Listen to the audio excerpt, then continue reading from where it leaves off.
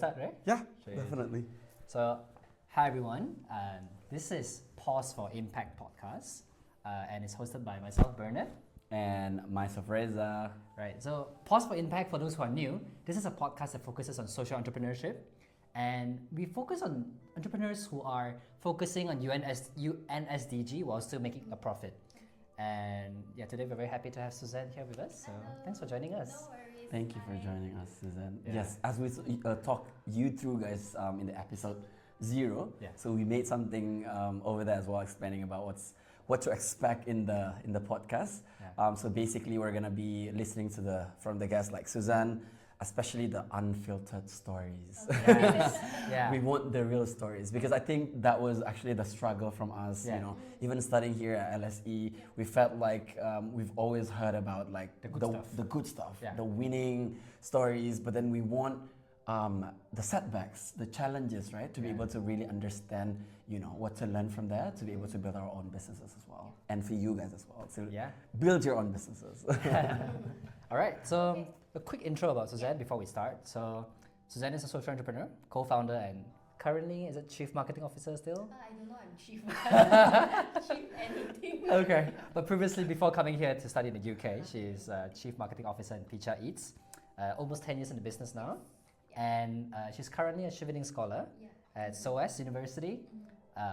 And I think I met her through the Malaysian Chevening network, and so that's how I sort of got to know her. And I think I remember when I met you, you were not only very frank about the challenges, but you were just sharing it's very normal, happens every day. And I think that's what really inspired me to invite you as the first guest, because I think that embodied the spirit of the podcast. Yeah, so thanks for coming. Thanks for inviting me. Yeah. I think for myself, because it's been 10 years, and whenever people say oh, you're doing great things, oh, you're so cool, I'm just like, oh my gosh, you have no idea what goes behind the scene. Yeah. So, Exactly. I think because for me and my co-founder, because we know what goes behind the scene, I think we rarely attribute any success to how great we are, but it's just how hard we have worked. And of course, also a lot of people and a lot of resources that have come along the way that we are very blessed to reach 10 years and still be running. But yeah, there's a lot of things going behind the scenes. Yeah. No, thank you. Let's go to that a bit later. Yes. But to start it off, right, we actually requested Suzanne to bring an item. Oh, Do you have an item to sort of represent who you are and what you believe in? yeah, so when I saw the question, I don't really know. So I'm not very attached to physical Okay, no worries. stuff. Yeah. But I was thinking, maybe this cross that I'm wearing. Oh, wow. So it's quite a new one that I got from my husband. I've Nice. always wanted to wear a cross necklace, but just Nice. didn't find one that I like. I think what's important, I was thinking I think a lot of who I am today is formed by my faith, my upbringing. So I come from a Christian background, so I grew up going to church, hearing about how God love everyone, should love everyone. Right. So I think that's very embedded in me. Nice. And I think especially right now, with what's happening to Palestinian in Gaza, I even more so want to wear this cross, because a lot of people think that this whole cause, the Palestinian plight, is a very Muslim plight, which I don't agree. But unfortunately, in the world and in Malaysia, it is quite divided. Like a lot of Christians, coming from a Christian background, a lot of Christians are very pro-Israel, which really breaks my heart, because I think that's not what the faith teaches. So even at this time now, I want to wear this cross. And sometimes I wear this cross and I wear a kafir, which has caused some conversation positively. Like during a Chevening orientation, someone who's now my friend from Syria saw me with the kafir, and he said, oh my gosh, I've never seen a Chinese person with a kafir. and then now we become friends. Nice. Wow. And she said, growing up in a Muslim country, she was told that Muslims have to fight for this plight because others won't. But it's a human right plight, and I think that we should pay attention to it, whether you are like Chinese, Muslim, or Christian, whatever, Catholic. So so I think now it's even more important that I will wear this, I will talk about the Palestinian flag. Right. Nice. And I think that's a very important thing for me personally. Nice. Yeah. That really shows what you're passionate about. I mean, and definitely being selfless. I think still selfish. but like trying to balance. Yeah. Right, exactly. To your point about you caring about Palestinian people, I think it's very interesting. And when you were talking, it really gives me ideas as well. maybe we could also capture the stories about social entrepreneurs and entrepreneurs in general in Palestine as well, right? Who've been also struggling to develop their businesses in this situation as well, right? That really gives me an idea. Gives us an idea for the network. It'd be really interesting. Like, how do you still do like good things in that situation? Exactly. But since we're on this topic, right? Maybe I'll just jump straight to maybe like, I guess, the unseen emotional challenges when you work in this kind of work. Because like just me watching like let's just say videos of the Israel-Palestine genocide and that really affects me. And after a while, I get so numb and I just don't really want to look at it anymore. But then you are in this work and you're working directly with people that are also affected by this, right? How does that work for you? How is it like? Yeah. So because I've been in this for Picha, the social enterprise is 10 years. Prior to that, I was teaching in a refugee school for 2 years. So altogether about 12. So I think throughout the 12 years, this whole emotional toll, I've gone through multiple phases, and I think it's quite normal for anyone working on the ground, whether NGO, social enterprise activists, and so on. So I think in the beginning, because I was in my early 20s, so it was harder to manage because I was still very young. So I think there was a lot of guilt. I think in the beginning, when I started going to the houses of the refugee community, seeing how they live, seeing how I live, and some of them are my age. So I'm like, I'm in uni, I can go get a massage, and this girl is giving me a massage, and she's my age. So I think there was a lot of guilt in the sense where I remember in the first few months of running Picha, I couldn't even eat properly. I felt bad eating properly because I feel that there's just so much things happening out there. And then I think after that, just different seasons of realizing, okay, if I keep torturing myself like that, self-inflicted, right, then my motivation is not at the right place. Like I'm driven by guilt, and that if I keep doing this, I won't be able to run on a long run. Like I will burn out very quickly. So that it's a lot of that in between, and every time different things pop up, just different emotions will come, and it's not like once I overcome it, it's gone. It will come again and again. So I think a few wave of things that cause like a peak of emotion. I saw in your question as well, you asked about Zaza. So one of our chefs passed away on the second year of operation Picha, and he is someone that we are very close with. So not just like a beneficiary. We don't even call our chef beneficiaries because they are like our friends, our partner. We work together. Family. Yeah, very very close. So when he passed away, I think I remember very vividly when he passed away that night. I was driving home from Angpang Hospital, and I was thinking, do I want to do this? Maybe I don't want to do this anymore because previously my life it's my family and my friends, and if they die, it will hurt me. Now I'm opening up my world to another 100 people who is from Syria, Palestine, like nothing to do with me. But right now, anything that happened to them will break me, like how it has broken me. So I'm like, maybe I don't want to do this anymore, honestly, because it was very painful. But that same week, we went to visit his wife. So Zaza's wife, his name is Rania.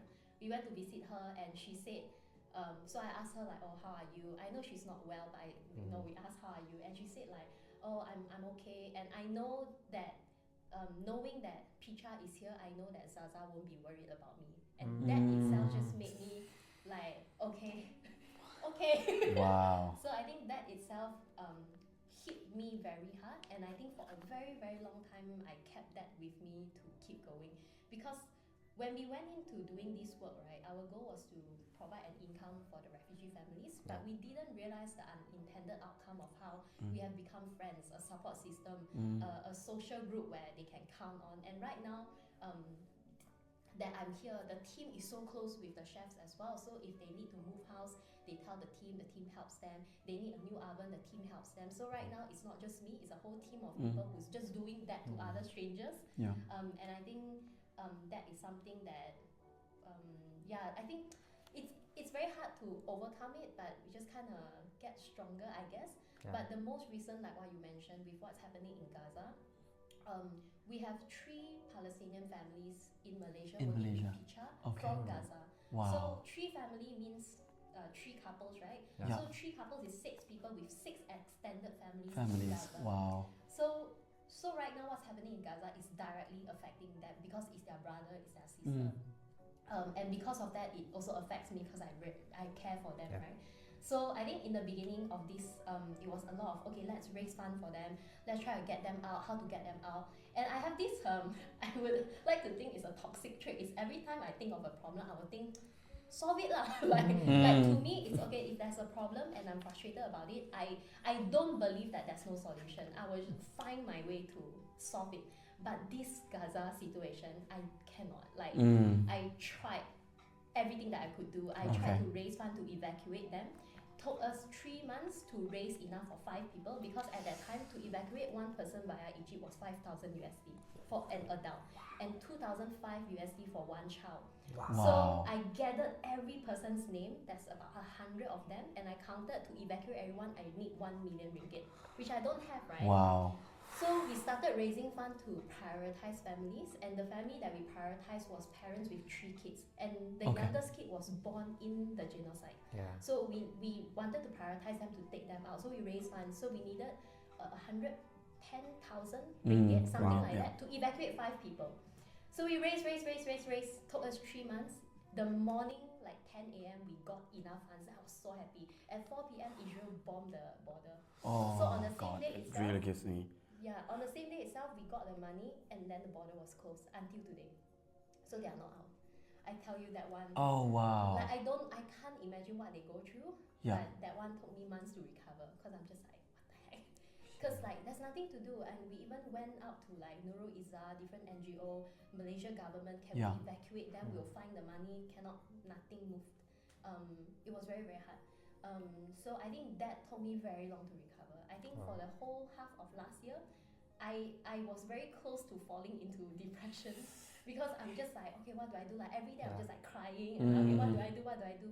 And then eventually I think I just have to pick myself up and remind myself that there's hope, because if I'm just gonna go down that spiral, then I cannot do other stuff, right? Yeah. So then eventually with the 100K that we raised, we dispersed to all the family to buy food, because they are stuck. Yeah. And then right now here and there they will text me and say, oh, we need money for food. Then I will kind of post on my IG. Yeah, which I'll I will post on see. my IG. I'm like, oh, I'm sending some money Fundraise over. again. Who wants to send? So a few people will always just send a bunch of money. So we will send money over for them to get food.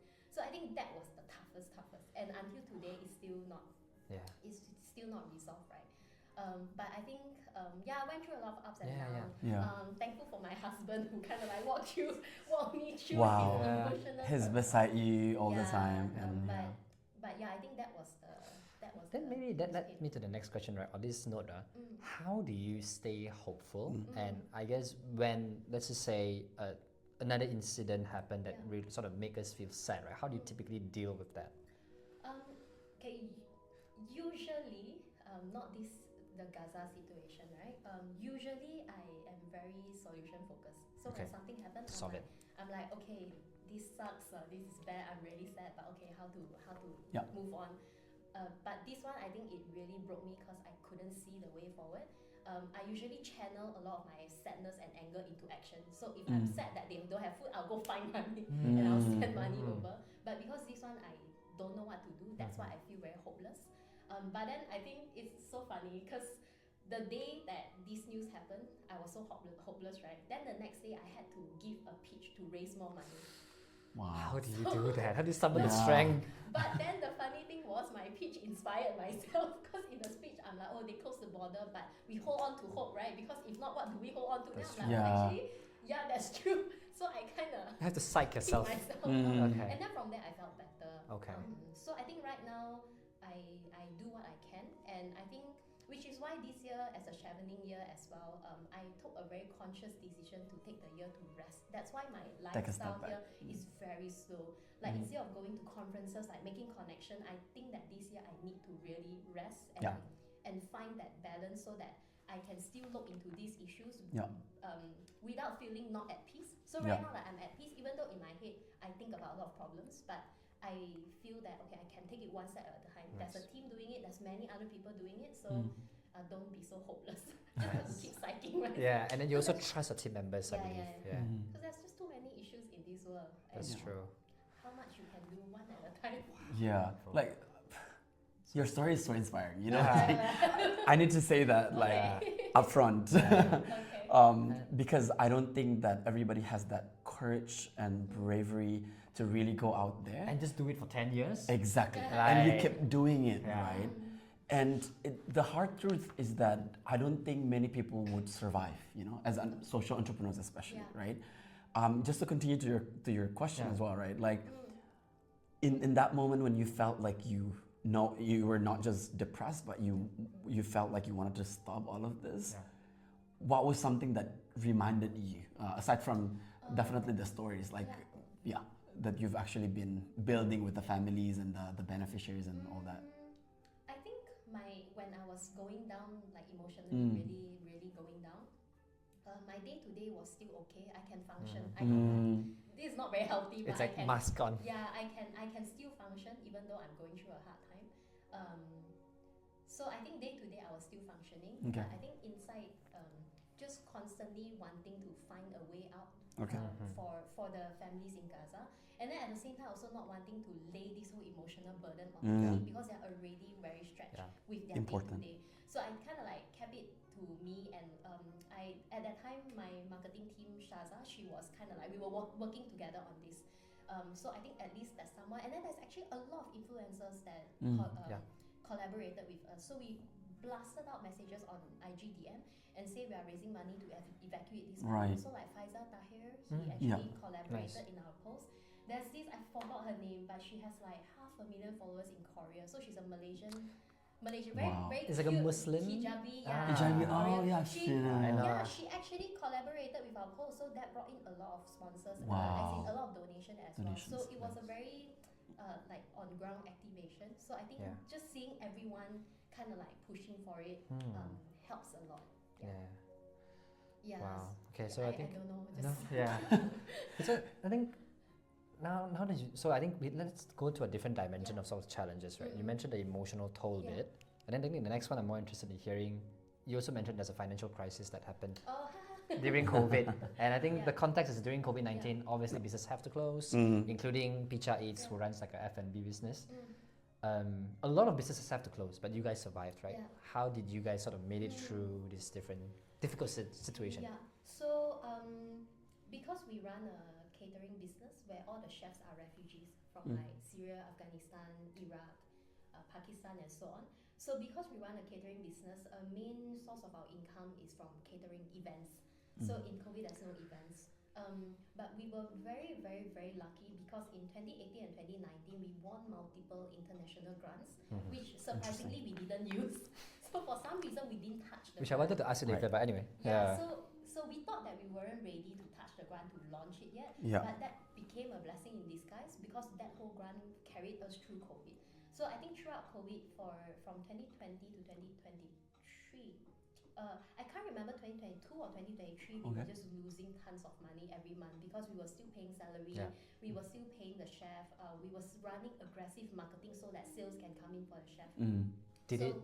Did money come in though? Yeah, so actually our revenue increased. Okay. Our revenue increased year on year, but our OPEX also increased. Yeah. Our cost of goods sold also increased. And then So marketing even costs. though our sales went out, our cost went even higher. Higher. And during COVID, everything is expensive, delivery expensive, ingredients is expensive. So it's just and to give you a context, pre-COVID we do about 120 orders per month. But every 120 order, so just 120 orders per month. So every day 4 orders. Yeah. Right? But every order is like 3,000-4,000 ringgit. So we do big bulk but small Quantity, amount. Yeah. Yes. Quantity, But then during COVID we are doing like 1,000 order per month, but each order is like 80 ringgit. So you see why Yes. Margin is very thin. So and then because the order has grown from 120 to 1,000, our team have to increase to cope with the demand. But then the demand, each unit sales is so small. So small. Yeah. So that's why we were negative even though our sales went up. Our sales actually went up. Our Yeah. followers went up, sales went up, Nice. but the cost also just whoo. Wow. Yeah. So I think that 3 years, 2020, 2021, these 2 years actually, 2020 and 2021 were the toughest business-wise and emotionally wise aside from the community. Yeah. So that stress of COVID was okay, one day MCO, another day you can go out, another day got event, another day no event. Today you can do event, tomorrow someone got COVID, and then the stress of the team as well, because like we were just like, oh, my mom got COVID, my dad got It's just COVID. so uncertain. It's very stressful for everyone. So 2020 was, I can say it was horrible. Wow. Like 2021 was horrible. And because mentally we were so stressed, it was also not healthy for the team. The whole team was just I can say that it is stressed out. It is toxic. It's just a stress ball gonna burst, right? And then 2021 it burst. Oh no. Wow. So 2021 it burst. A lot of people left. There was a lot of conflict. It was not a good period for the team. I'm not proud of the period. We grew out of it after that, but it took 1 to 2 years to recover from the stress ball. Wow. Yeah, so 2021 was a very, very tough year. Very tough year for the business, very tough year for my own personal mental health and as the well. team. Yeah, and the team is tough for everyone. How can you give like a number, like how many people left? Or? Almost everyone. Yeah. Oh. So can you imagine? So for like how many people were there? Like, I can't remember. In 18? 18? Okay. Yeah. Employees, okay. And then they all They left. just take turn to Take turn to- eventually Yeah. go, which I understand why it was really very stressful. Yeah. Like F&B, physically laborers, and then Yeah. chasing sales stress. Because very stressed as well. It's like, okay, next month no sales, how? Yeah. Yeah. And then, oh, this month got enough sales, next month still no sales. So it's Yeah. a constant stress. And I think that year, because there was so much conflict, I think I doubted myself the most that year as a leader. It just like went down, like I'm useless, I'm worthless. Like, Wow. Oh, shit. I understand the that- feeling though. Yeah. When you have so that much. I am a piece of shit. So 2021. We need that unfiltered. Yeah. 2021 Words. was like that. I was crying every single night. Like I would, because it's COVID, so I'm at home with my parents. Yeah. Every night I go into my parents' room, I'll cry. Then my dad say, "Close your business, close your business." Then my mom's like, "No, don't curse your daughter." So it's very funny, but I was really crying every night. Every Sunday night, especially, cry for hours because I'm just so stressed for the upcoming week. But I think that was the year that I really learned. I think that went on for like 3-4 months. Horrible. Yeah. Just crying nonstop. But I think that was also the year where the team come to me on one-to-one. They're like, "Oh, Suzanne, need to talk to you." And then when they talk to me, they're like, "Oh, you're not a good leader." Oh, Which is true. I wow. wasn't. No, but it's true. I really wasn't managing well. So in the peak of crisis and the top conflict, I wasn't a good leader. I was not made for that. I don't have the skill set, and I was just not ready. Like if you look at me now, right, I'm like soft. Yeah. I'm more of a one-to-one person, but to Right. lead a team in crisis, I really don't have the skill set for that. So they will come to me and tell me, "Oh, you are not a very good conflict manager. Like you should have done this. So I just listen and like, not one person, multiple persons. Okay. ask Sounds to very see difficult. Me, to tell me that I'm not doing a good job. So that's why I went down. It was very tough. Yeah. But I think what really helped me rephrase was, after many months, what helped me rephrase was one day I just I forgot if someone told me. I really don't remember.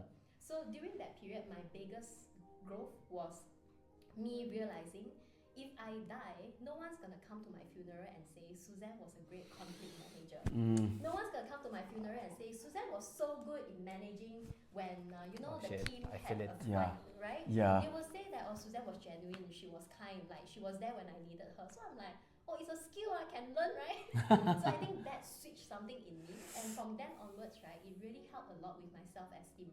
Because whenever let's say someone tell me, oh, you're not very good in like doing a proposal, then I'm like, oh, okay, I learned. Right? And Because goes it's back not- to your mindset of, if you have a problem, you solve it. Yeah, because it's not, our skills is infinite, it's not. Yeah. Yeah. I'm not a super person, right? So if I don't know, then I don't know. I Yeah, learn. yeah. So and I think it also because I was reaching late 20s, I'm going into 30s by then, so I'm a bit more mature and sure about myself as well. So if someone come to me and say, oh, you're not very good at that, I'll think that, oh yeah, that's true, but this year that's not my focus. Maybe I will learn that next year. Wow, you know what? It takes so much Exactly. maturity, right? Maturity, Just yeah. to be able to Yeah. articulate Yeah, from. crying. Yeah. No, but just to be able to articulate, like, I was a piece of shit back then, like, Yeah. just accepting that. Yeah. And then to now, like, okay, if I'm not good enough, I'll Yeah. improve. No, but to be fair, when I say I was a piece of shit, I think I also realized I wasn't a piece of shit. I was a piece of shit in conflict management. Okay. Right. But I'm not a piece of shit in marketing. Ha. Right. So there are Good, good. certain things Yeah. that you're good Oh, at yes. and not good at. Yes, right? in Yeah. that Like, period of time, I really felt that my whole life fell apart because I wasn't good at work. And then I'm like, oh my gosh, is that all that All is I to am. me? Right. Like, am I just my work? So if my my work fall apart, I fall apart. That doesn't make sense. Right. So that was the period I grew very close with my family and my friends. My friends that I Wow. unfortunately neglected for years because I was so busy, they all came to me. They're like, Oh. oh, are you okay? Do you need help? I'll help you. And then That's when I was crying in the car because there's something happening in the team, my friends just like, you know what, we FaceTime you. So like 5 people FaceTime me, you know. And that was when I decided, you know what, these two groups of friends, I'm gonna hold on to them dearly because they were just there for me even though I wasn't there for them. So now I have like I have two groups of friends and my family that to me is non-negotiable. Like, they will never be more important than my work. Like I will make time for them. Wow. I love that. Yeah, I love and that. she made it clear. We talk so long. Yeah, we talk yeah. So long. Yeah. So now in my calendar, right, every Saturday night family dinner. Like I Right. will not move it. Nice. So if I need to go like networking whatever, I'm not free Saturday. Yeah, not Sunday. Yeah. Oh, I love that. Wow. But took years, huh? Yeah. No, but I think it's good sort of learning so Exactly. that I can keep in mind as well. You know? Yeah, but then the thing is that, as you mentioned, you were not that since you started the business, right? It took you, for years to be able to be a different person. 8 years. To realize a few different things, skills that you didn't actually develop back then, and then you started to develop. Right? Like, what was your key in sort of being adaptive as a social entrepreneur? Oh, okay. I think that time I had to make that extreme change because I was gonna quit. I cannot. I So was it was on the very- table. The decision was on the table. 2021. In the beginning of the year, I was thinking I cannot do this anymore. Yes. It's too tough. Yeah. Like, I cannot do this anymore. Okay, I need to close down Picha. But then I remember it was in Publica Mall. I was going up and down the escalator. Escalator, yeah. Like literally going up and down, thinking. I know the escalators. That she's I'm talking like, about. Yeah. I'm like, should I close it? Okay, if I close it, where's the chef gonna get their income? Because I can get my income. Yeah. Okay, how do I find like 2-3K every month for 12 chefs? How do I find? Cannot find. Okay, I keep running. Oh, yeah. So that was how I ran it, but I was running on deficit. Like I was running from nothing, like just very, very dry. Like zero activity. fuel. Yeah, just kind of keeping things going. And then I think in October, I told my co-founder, I cannot see myself doing this long term. I think I have to quit because I'm dying already. And people can see inside I'm like rotten. Just From don't the have that drive anymore. But then thankfully, I actually just needed a break. I took 1 month off. After that, I'm just completely fine. Wow. I think I just needed to rest. I was so tired. That is very, very important, right? Yeah. Like taking a break, take a step back. Yes. It's very important, right? I took 1 month break, Yeah. went to Sabah, met my husband. Oh, blessing in take your disguise. breaks Take your break. and find your partner. I only went on Bumble because where got time to date? Yeah. Fun fact: I'm the only one who is Not single married. over here. So maybe you should take a break. Yeah. And then go to Sabah. And find a wife over there. Yeah. Sabah, I'm coming to you. No, Boris.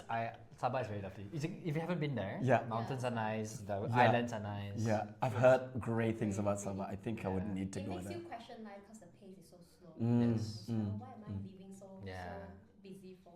Yeah. Yeah. So then after that, that was 2022. Then after I just went back to Picha and was super happy. Like I think after that break, I went back to Picha. I became a lot more sure about myself, and I don't think I burned out after that. Oh, Like nice. no Wow. extreme burnout because I already have my cycle. Like Yeah. weekend I break, I have dinner with my family, I'm Yep. happy, then I recharge. Then on Monday I go in with a clear mind. Yeah. So then if I do that consistently, I don't allow myself to burn Burnt out out. until I want to quit. Because I know I don't want to quit. Yeah. But if I'm so tired I want to quit, then it's not good for the journey. Yes. Yeah. So that's why now I so chill. Yeah, but now business I don't know how- wise, to your point about it was COVID and then the revenue went down for like 60% or something. Yeah. Like, what was the strategic decision in terms of coping up with the situation Okay, so to get the revenue back? Yeah. yeah, so our revenue didn't drop. Yeah. The profit drop. The profit drop, Yeah. yeah. So when they cancelled all the events, so my co-founder Kim, she's very fast. So she's very fast and very quick in like business decision. I think my strength is in executing. So she say, okay, let's change this, and I'm like, okay, step 1, step 2, step 3, step 4. So that's how our dynamic is. Right. So when the lockdown was announced, we got on a call that night itself after the announcement. Yeah. Like, okay, what do we do? Okay, we don't have any catering anymore. Change to family sets because everyone's at home now. Okay. So instead of catering for 10 people, Yeah. we cut down to 5. Yeah. And then Okay. like, okay, we need frozen meals, so we launch frozen meals. So a lot of changes in the business. That's why it's so stressed, because it starts from R&D and then like Yeah, testing the all market, over again, and yeah. then marketing again. So it was very fast. And then when they announced, okay, now you can do event, and then okay, push catering, and then now cannot again, okay, push frozen. So the whole 2 years was just intense, like really, really intense. It was quick, very, very quick. So Just a like lot of frequent changes adaptation. Adaptations, yeah. many. We tweak so many things. Keep launching new product, keep launching new things, keep running marketing. Yeah. We do like IG live, all kinds of stuff. Yeah. Can I ask a question about management? So like just now, I think you mentioned COVID hit and then it was very stressful. It's like a stress ball exploding. And 2021 team members left. How do you rebuild a new team? And also like, do you get any support in terms of where do you learn how to manage things? Like, because these things are not taught to us, you know. Definitely. Yeah, and then there's so many different kinds of people to manage. Like, how I was think that was another tough learning curve. You know, when we think about starting a business, you understand, right? It's not just, oh, I have a cool idea, let's start. The things that come after is managing your finances, managing your people, and then in the end, right, actually you are not even doing the thing that you like anymore. You need to make sure things run. So I think for many years, from 2016 when I started Picha until 2020, I never really fully embraced my role as a leader and manager. Because growing up, I really think that I'm not one. Because I think my image of leader is very like, how do I say? Very alpha. Very alpha. Yes, I'm not yeah. an alpha at all. So my idea of a leader is very alpha. So I cannot find any role model to see how can I be a leader. It's just not me. And I don't want to change into an alpha because it's again not me, right? Yeah. Until I saw Jacinda Ardern. She was a light for me. Wow. Yeah, when I saw Jacinda Ardern, I'm like, oh my gosh, like I talk like her, you know, she likes kids, she's very soft, she has long hair, she's feminine. I'm like, oh my gosh, someone to look. And like, yet she's still very principled. Very principled, very convicted. And when she talk truth, she speak it with conviction.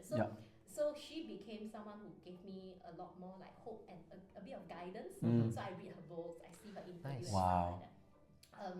So I think from 2016 to 2022, Kim, who's more alpha, would tell me, you need to step up as a leader. I'm like, I don't want. Yeah, not like that at least. That's the conversation. Is Kim your co-founder or? Yeah, yes, the co-founder. But Okay. she is more of a CEO. Yeah. Right? She will tell me, you need to be a leader. I say, I don't want. I don't want. It's not me. I cannot. And she's like, no, you can. It's in you. I don't want. For years, I'm just like that. Right. And then I think it was 2020 because of the desperation. Then I forced myself to be a leader. But I don't think I enjoy it. Until after my whole like, you are a terrible leader. I'm like, okay. So after that, I slowly find who am I as a leader. And I think right now, I'm still not completely sure, but I'm more comfortable embracing that role. And then I also, last year, I was very blessed with a program where I got free coaching. Like a six session coaching. Wow. Oh, I found out so many things about myself, which was very good.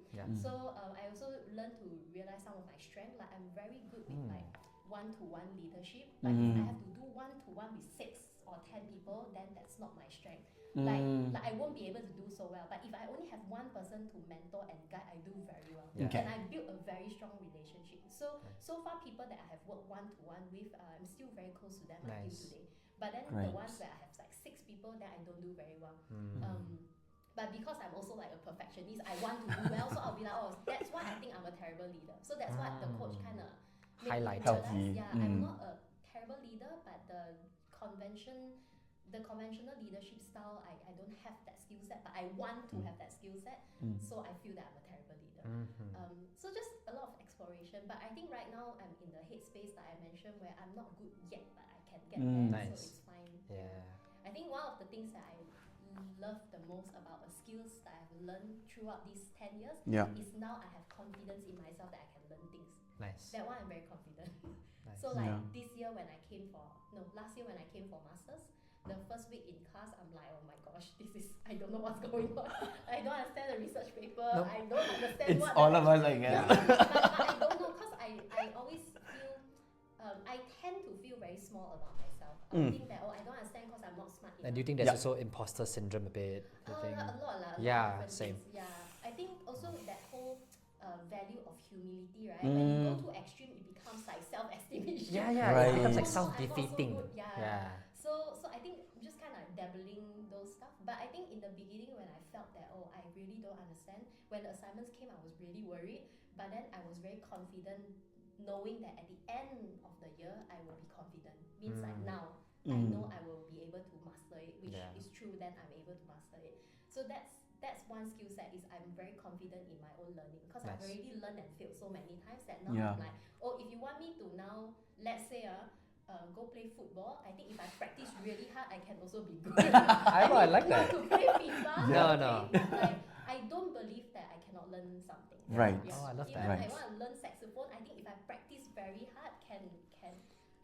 So You'd be able to do that anyway. concentrate. Yeah. That's very important. Yeah. But I think we need to move to the community side now. Okay. I mean, you've talked in the beginning already about the refugees that you really care and those people in Gaza as well, right? The question is why refugees, right? Okay. And looking at how tricky it is as well, to deal with refugees, especially in some countries. I think Indonesia, Malaysia are all the same, because we Gray don't. area. Yeah, gray area. We don't ratify refugee conventions, stuff like that, right? Like, how did you cope up with the perception, or how did you even deal with the government? Yeah. Right. So why the refugee community? It wasn't set up in a sense where I want to work with the refugee community, so I went for it. So there wasn't one specific reason. It was really because of life. Like when I was in university, during year 1, I was studying psychology, and I wanted to build out my experience. Actually, I wanted to build out my experience so that I can apply for chevening. Already Wow. back then. Yes. You So- knew already. Okay, backtrack a bit more. I really wanted to study abroad, but financially I'm unable to. Right. And again, like I want to solve problems, right? If I want to, I can. Go get it, yes. So I searched all the scholarship everywhere, and I found that UK has full scholarship for masters, including like flight, accommodation, everything. So during year 1, sem 1, I already know I want chevening. So because chevening requirement is you need 2 years working experience, Yes. and at that time they accept volunteering hours. Yeah. So I'm like, okay, in these 3 years of studying, I will gather my 2 years volunteering hours, so that once I graduate from my undergrad, I can apply for chevening. Yeah. So because of that, I look for volunteering opportunities, and 10 minutes from my house, there's a refugee school. So I went there and teach English, Maths, and Science, Okay. with the aim to build up my CV, honestly. So you say selfless, not really, also quite selfish. So I went there, but then I think I was there every single Friday. So going there every single Friday, I built a relationship with the students. I get to learn their story. Then they invite me to their house. I see how they are living. So one step after another, I saw more and more how they live 10 minutes away from my house. And I think one thing that really, really hit me and broke me inside was I saw 2 kids. So we were visiting a family. We saw 2 kids eating clump rice from the fridge. You know how when you keep rice in the fridge, it clump out? Yes. Yeah. They were eating rice from the fridge, and their dish, their lao, is Maggie. So they were eating Maggie and rice. 2 kids are like 5 and 3 years old as a meal. So when I saw that, I'm like, they are 10 minutes from my house, and if kids are eating this and Maggie is their dish, what kind of poverty is like this level of poverty 10 minutes away from my house does not make sense. So that's where I dig further. Refugee cannot work legally in Malaysia. Yeah. They are working informal jobs. Yeah. They get exploited. Kids go to school in NGO alternative Yeah. school. But then my student, when I started teaching them, they were 12.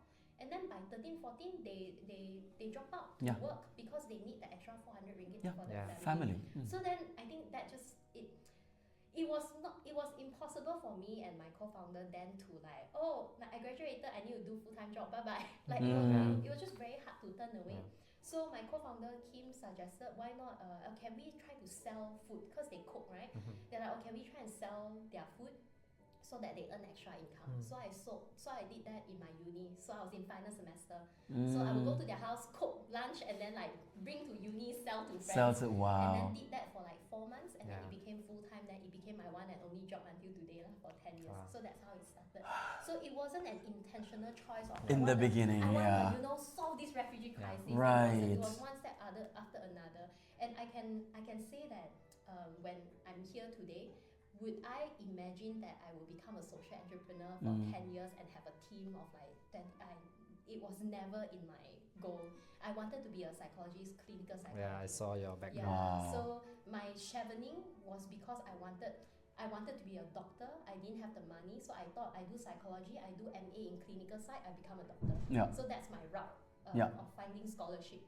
And now I'm in chevening 10 years later, which is the perfect timing. So now I'm not doing psychology, I'm doing MA in migration. Because my next toxic, not toxic, I'm just kidding. Yeah. My next goal that I cannot do but I want to change policy, but I don't know how. So I'm here for my master's trying to learn how. Still don't know how, but I keep saying I want to change policy because I know it will reach somewhere somehow and it will. And then you know what? I believe it will end up like how you ended up here. Like you don't really know where it's going, but if you keep searching, you'll find something. Yeah, I'll just keep doing, and then it will lead there. Yeah. But then I mean, even thinking about like now, you know, from taking care, you know, about the refugees, now you want to change the policy, right? Which means it's also a lot of hard work. Definitely, it would take you, you know, in different routes as well to be able to do that, right? I have no experience in policy making. I don't have experience in working with the government, so I kind of will start from the bottom again, which I'm fine.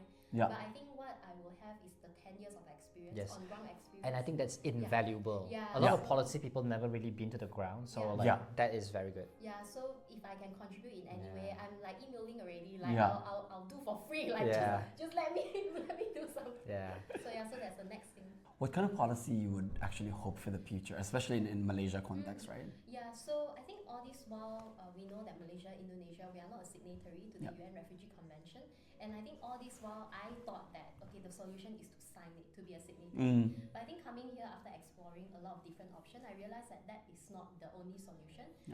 Because if you sign the convention, it comes with a lot of obligation that you must follow as part of the convention. But for Malaysia or Indonesia, we can also not sign the convention and have our own domestic policy involving refugee, which is what Turkey and India is doing. So Turkey and India are hosting millions of refugees, and they are actually not part of the convention. They have their own regulation and policies to work with it.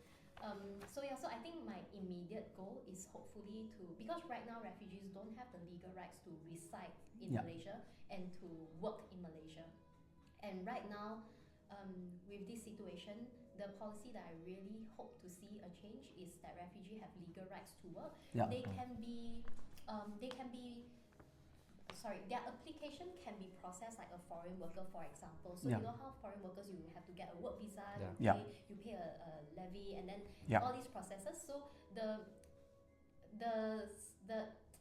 easiest way is that we allow them the right to work like a foreign worker. So for refugee in Malaysia to be able to work in certain sector as a start, for them to be able to have enough income to sustain themselves. And at the same time, when they have enough income, they also contribute back to the economy because they have higher spending power and they will purchase from local businesses.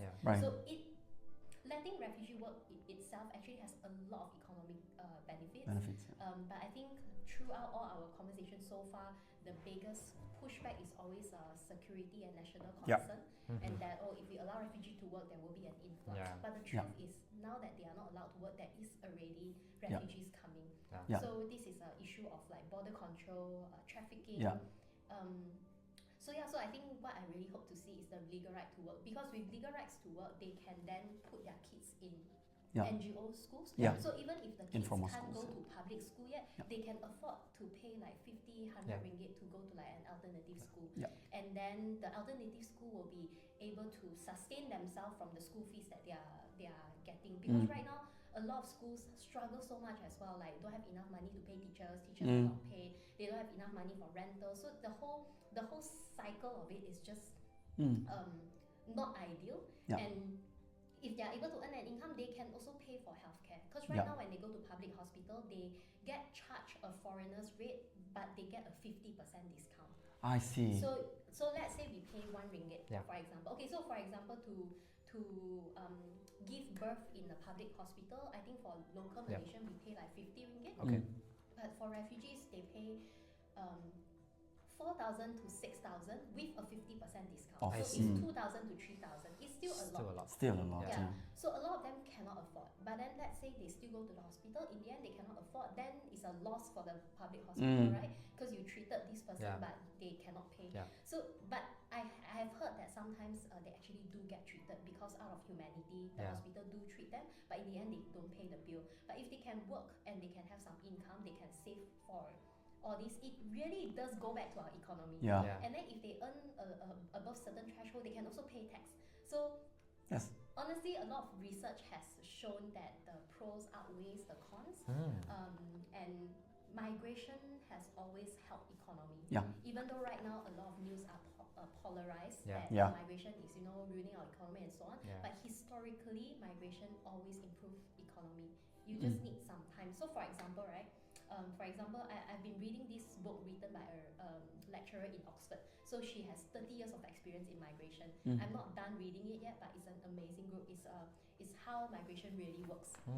They debunk a lot of myths, and she's talking about how if migrants, if there's an influx of migrants, so imagine this, right? Let's say there's an influx of migrants in Malaysia, and because of that, let's say labor costs for construction go down, and then because labor costs for construction go down because we have influx of migration, more people can renovate their house. And then when you renovate your house, you need to buy, you know, the sources, the materials, so then economy goes up.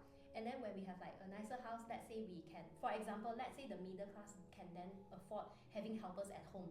So because the middle class can afford helpers at home, they can have more kids, so more productivity, they can do more work. So actually with migrants, with migration, economy always improves. If you look at the numbers. But if you look at the news, then it's bad. And can I clarify, is this migration like formal migration, or is it like any? Okay. Any.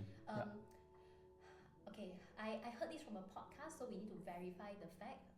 There's this podcast in US that says that Chicago, the city, was actually brought up by migration, by refugees. It's because there was an influx of migrants that the whole city now becomes so bustling and happening. But I need to find the source because I heard it from a podcast. I'm a fan of Hamilton, if you know the musical. I mean, the story is really about that, right? Even their founding fathers, actually people who actually came from Caribbean, right? And another, you know, the whole myth of, right now there's so much migration happening, right? So the book also talks about how it's not that migration is currently peaking. Migration has always been happening. It's just that right now, instead of the global north going to the global south, the global south is going to the global north. Correct. They say if you look at historical data, Yes. Historical data, when the European and the West went to the global south, the migration number was higher than now. Wow. It's just that now they finish already, they go back to global then north. it's their turn. And the global south coming, they're like, no, migration is a Exactly. Oh, it's very sad. It's really very sad. You reminded me, I mean, a couple years ago, I think 2017, so me and my co-founder right now is obviously sustainable. So we really care about migration, I mean, refugees in Indonesia too. We developed this, to be able for them to start having opportunities, they need to know what they are good at, right? So we developed, we used like a local startup assessment system to look at their psychology and skills, how they could actually learn about different things, languages and stuff like that. So it really reminded me of that, right? But now just to wrap up, because one of the concerns that we also faced back then was like the perception of the local communities, right? Why not empowering Malaysians, right? So if you have the chance right now, maybe in front of the camera, how would you convince these local people? Maybe from here or this one. So we do get a lot of those comments, especially I think in the first 2 years we were featured quite a lot on local newspaper and local media. The comments is always like, oh, you are a betrayer. Why do you help non-Malaysian? You should help Malaysians. You should help Chinese. Whatever lah. A lot of different. We even get comments like, oh, if you keep helping them, you're gonna get raped one day. We get things like that. I'm like, oh my That's gosh, so my messed up. parents looking at this. Gosh. But I think this whole mindset of, oh, why you don't help them? Why you don't help them? Then my question is, you also a human, right? You can help. Like if we all do our part, the world will be so much better. So why are we attacking people who are doing something and saying like, oh, you're helping, for example, oh, you are helping school in Penang. Oh, what about Sabah? What about Sarawak? It's always like that. What about? What aboutisms? And then currently, you know, they are like, oh, why you helping refugees? What about the local urban poor? Yeah, local urban poor also needs a lot of assistance, and this so and so and so and so NGOs are working on that. Yeah. Like there's an ecosystem of things, right? Yeah. So that's my answer. And Yeah. if everyone is just like, oh, help Malaysians, and then what happened? Yeah. And I think like for example, there are a lot of like local aid for the local community. There are a lot of people who talk about how I understand in Malaysia there's also poverty as well.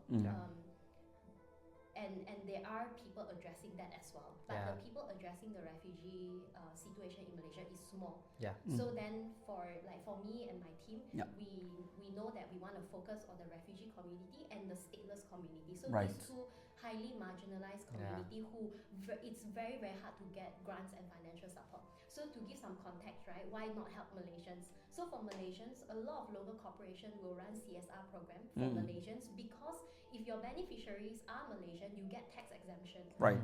But they will never give it to refugees and stateless because we are non-Malaysian and they cannot get tax exemption. So basically, any big corporate CSR funds that you can think of will not come to the refugee and the stateless. It will go to the local. So if that's the case, well done. Like keep doing that. And for this marginalized group, then these small developers will work on it. Like and we're not getting money from you, so exactly. Like I don't understand now. Like I think there are a lot of keyboard warriors, right? Even people are doing something good, they also want to comment. We don't really care. Just they do you. Like whatever now. So is it worth it doing all of this? Yeah. Of course. I think it's worth it. Be it impact-wise or my own growth, or like just family, just basically everything. So I won't be so noble and say, oh yeah, it's worthy, you know, like the impact is so great. But I think for myself, I benefited a lot from it as well, right? I learned a lot, I grew a lot. I got so many opportunities that I never imagined. I remember last year I went to Kenya. And when I was in Kenya, I was just keep thinking, oh my gosh, this is my life. Because in the beginning of my career as Picha, I made a conscious decision. Okay, I'm going on to this path. I won't be rich. I will earn maybe 4-5K, and I already accepted the reality that okay, maybe this certain lifestyle will never be mine, but that's okay. But surprise, like I traveled to so many places for free, completely free. For sure. I went to so many places: Taiwan, Dubai, US twice. UK now? In UK for a year. I went to so many places, and it's all because of the work that I have gotten myself into. And when I was in Kenya, it was also sponsored. Free. And I was just like, I'm in Kenya, what? Like I was in the safari and like, what? Just cannot believe it. Wow. Yeah, so I think it is worth it, both for the community and for myself as well. Amazing. And then it also comes, sometimes I also do think like, okay, I can fly everywhere. The chef that I work with can fly everywhere.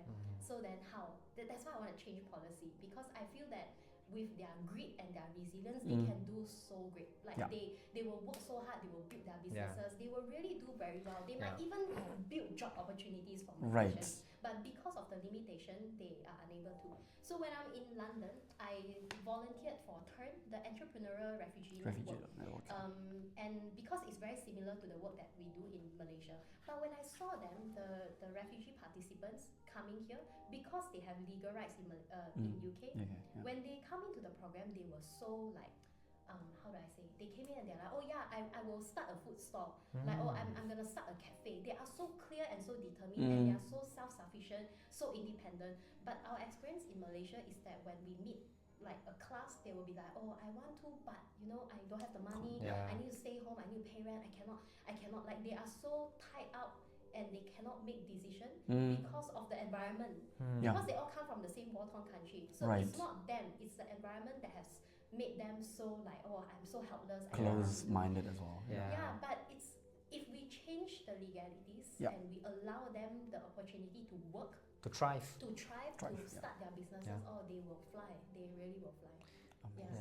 Then maybe what is the goal here, right? You've been Picha for 10 years already.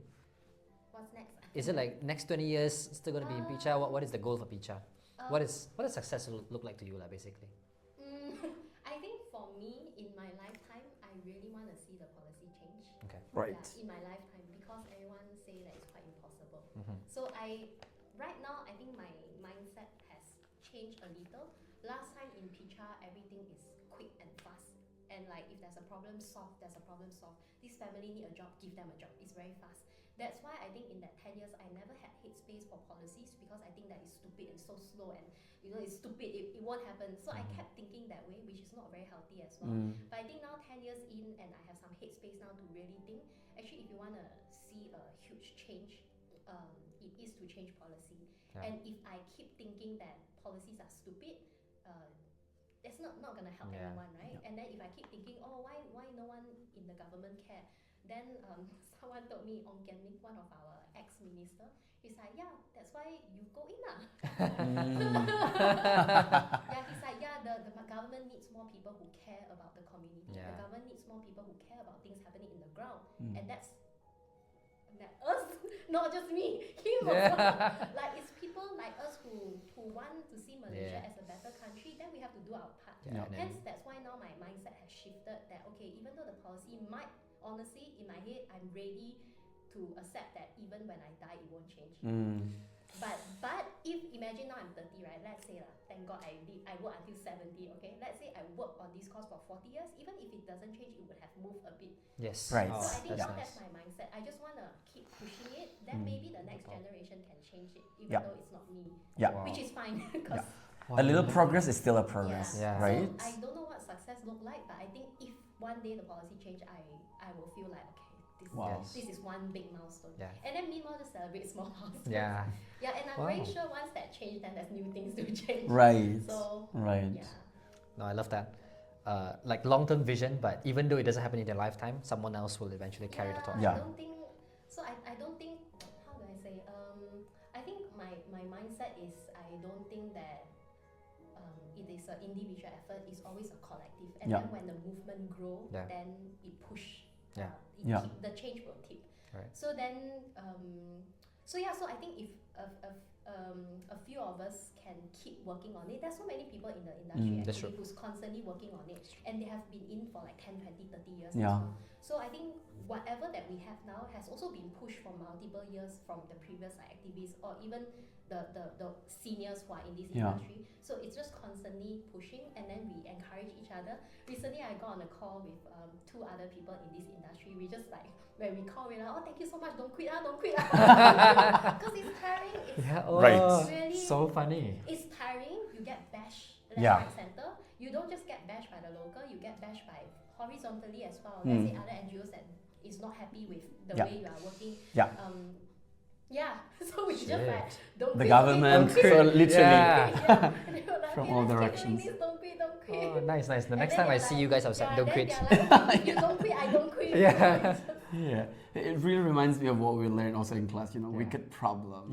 I think there are so many social entrepreneurs when they want to address, wicked problems, they would feel that it's just too much, right? Especially if you want to change a systematic things, right? Like, but then to your point about like, once again, even little progress is still a progress, and you keep doing it, and there's gonna be other people doing it as well. And also accepting the fact that we are not saviors. Right. So we can do what we can, but we can't. If we can't change the whole thing, doesn't mean we just don't change. Just do a bit. And, Beautiful. I love that. And I think that's a good way to maybe wrap up with the maybe final question of advice for young social entrepreneurs. If someone wants to start, let's just say, maybe in the refugee scene or maybe not, what advice do you have for them? So I think if any one of you is thinking to become a social entrepreneur, whether you are young or old, doesn't matter, or like middle age, personally, from the journey from the past 10 years, I think the why is extremely important. For me personally, at least, if I didn't have that strong why of wanting to see refugees being able to work and being able to have that basic right to build a life for themselves, it's almost as if their right to hope for a better future is taken away from them. Because right now you're just there in limbo. Sorry, let me share with you as well. When we ask them, what's your hope for your future? I don't know how to hope because I don't know what's going to happen to my life. So just that basic right to hope is taken away from them, which I don't think is right. So I think that was my why. And because of that why, I pushed through for 10 years, and I can see myself pushing through for many, many years. But I can confidently tell you, if there's no why, with whatever that I've gone through, I would have quit easily because there's just no reasonable, realistic Driving reason for you force. to go Yeah. through that kind of shit. Like Yeah. it does not make sense. It does not make sense because I sometimes, right, when I'm doing like really, really like stressful and tiring, I'm like, I could have been in an office just why am I doing this with my life? It's very easy to just think like, screw this. I can get triple the pay. I can, I can do so much like easier job out there. But because I'm very convicted with why am I doing this, I just push forward. I think if I don't have this purpose anchoring me, I'll just be super chill in life. Honestly, I don't need to achieve so much. I just chill, live a happy chill life. So I think having a why is very important. For sure. And also about how a lot of social entrepreneur conversation has been around like, find a problem to solve and then build a business. So that is how we kind of set out our mindset all this while. Okay, find a cause and then build a business around it. But lately I've been seeing a lot more businesses that just focus on building a business but with a heart. Yes. So they really treat their employees very well. They create so many job opportunities. They give them scholarship. And then even though they have never claimed themselves as a social enterprise, they have created so much impact. That's true. Yeah. So then I feel like this whole notion of social entrepreneurship is not like a very exclusive club. Yeah, it's not like okay, you have a cost, then you make it sustainable. It can also be building a very good business that has positive values in it. And you take care of your staff members properly, take care of Exactly. the environment. Because for example, right now I have a strong cause.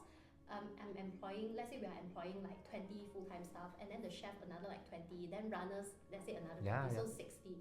But look at Khairul Aming and his factory. He has hundreds of Do you know this guy that sells like very good sambal niet? Yes. Oh yeah, I So he saw on sold- Instagram. He sold It's getting over a viral. million in 3 minutes, over 1 million sales like that. Wow. But it took him years to build his business. Of He has never course. said that he's a social entrepreneur, but the impact that he has made. Yes. Yeah. And he would come across as one. When I think about it, I'm like, he's someone that takes care of the people very High well. Right. influence. Sorry. What's up? Okay. Yeah, so even things like, like Farm Fresh, a milk brand in Malaysia, where we now get high quality milk in a lower price. And then he also created so many job opportunities. So just seeing that makes me feel like, okay, social enterprise can also be a super cool for-profit business, but you are creating so many impact to the economy, to whatever lah.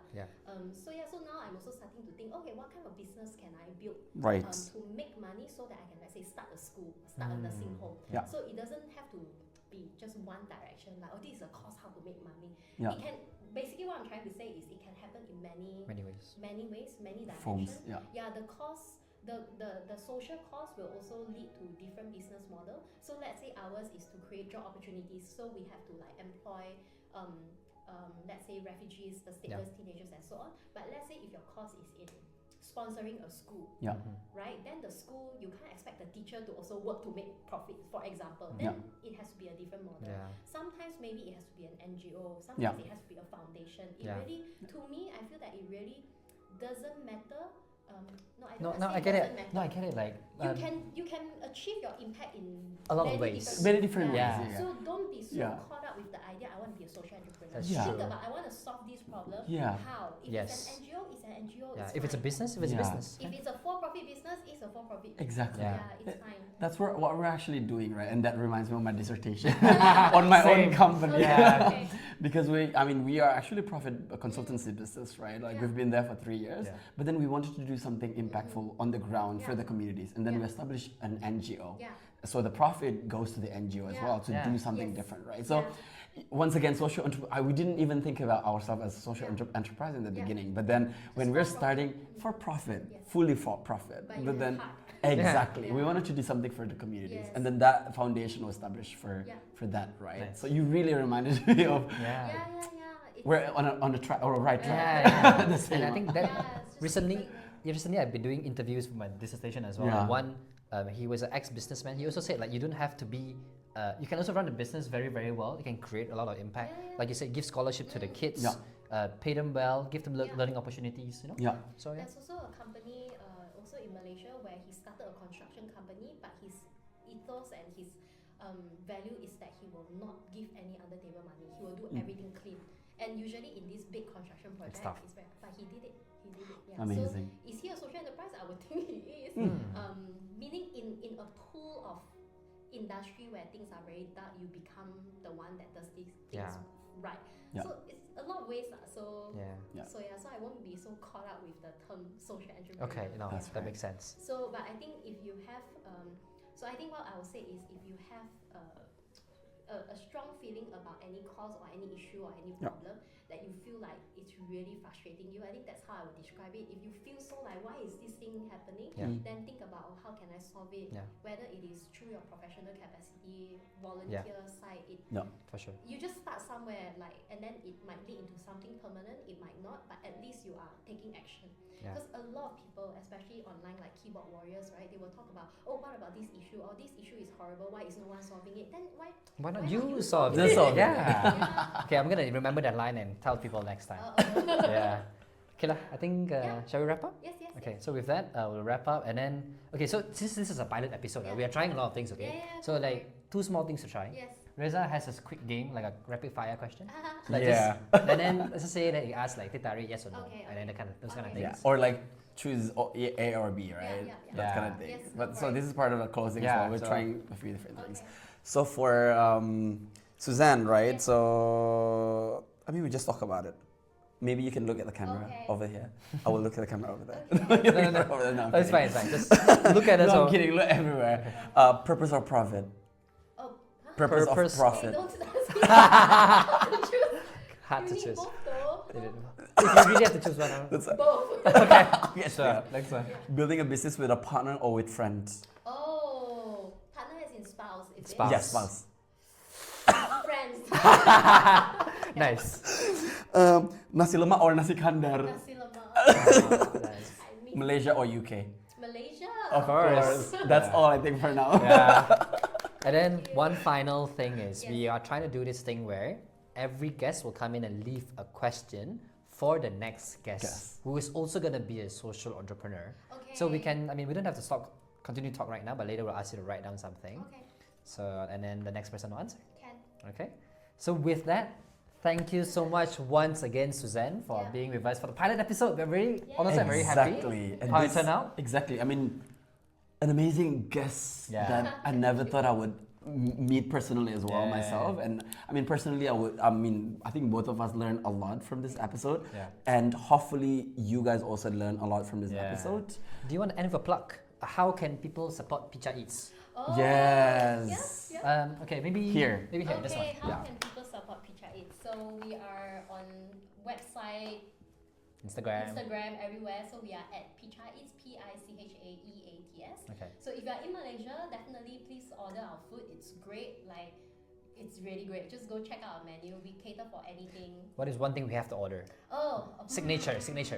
Makluba, chicken makluba. Makluba. So Wow, it's a chicken Palestinian dish, it's an upside down dish. Ah. Yeah, so you get a tub of rice and chicken, you Okay. put it on a plate and then you flip it and then you go tuk, tuk, tuk, tuk, tuk, and then Okay. you eat. Wow, yeah. So chicken makluba is our signature. Amazing. So yeah, so if you are in Malaysia, you can order in Nice. Kuala Lumpur actually. You Yeah. can order. We cater for like weddings, events, anything. Nice. But if you are not in Malaysia, I would really encourage you to read out and understand the refugee cause, Yeah. because they might be in your country and Right.